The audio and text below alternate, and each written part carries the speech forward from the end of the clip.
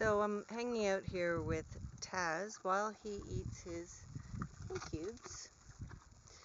Just wanted to talk to you a little bit about risk assessment. It's something I talk to my clients about a lot because when you've been dealing with anxiety as a rider, you can have a tendency to push yourself into situations that you feel uncomfortable doing because you feel like a failure or you should be doing it, and sometimes that puts you into a difficult situation, which then of course impacts your confidence negatively.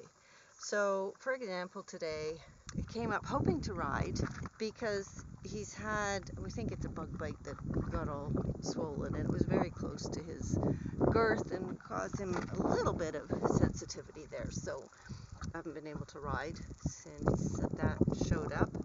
So today it was better, so I decided I would tack him up. He seemed fine.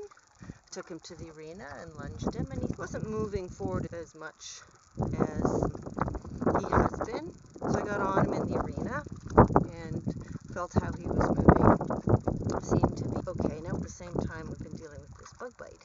Had some changes. 2 new horses have moved in, and they're in the paddock right next door to Taz's group.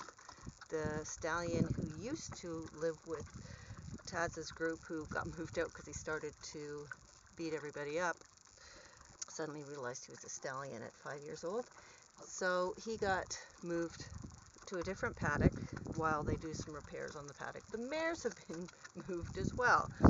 Taz doesn't usually do well with change. He gets more stressy. So I always assess how's he feeling. So he was seeming to cope with all of this really well. After a little ride in the arena, I decided I'd bring him for a walk outside.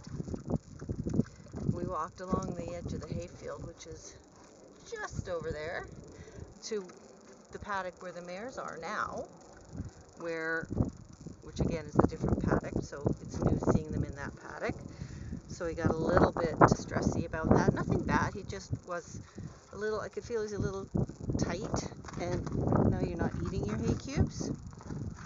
He's had grass, so he might not be that interested now. So we'll walk him to the paddock. Okay? And so we walked along the edge of the hayfield, along the paddock where the mares are now, and he got a little tight. So we turned around, came back, went down our usual track that goes down to the valley. Again, he felt a little unfocused, a little tight. So we turned around. He told me he wanted to turn around, so we said, all right. Then we went up the hill to the top of the hayfield. There was a distraction in the distance, a car on the road that was stopped. There was a person walking on the road, and it was all just adding into his stress bucket. So we came back, let him have some grazing time on the grass. Anyway, that was my risk assessment. All the way through that, I was assessing how he was feeling, how he was reacting to things, and how I felt about what potentially could happen, not in a, oh my God, I'm going to die kind of way, but how is he coping with this? Is this adding to his stress? Is this stress bucket getting too full? And I'm quite happy with what we did, because he was a little more stressed than he's been usually.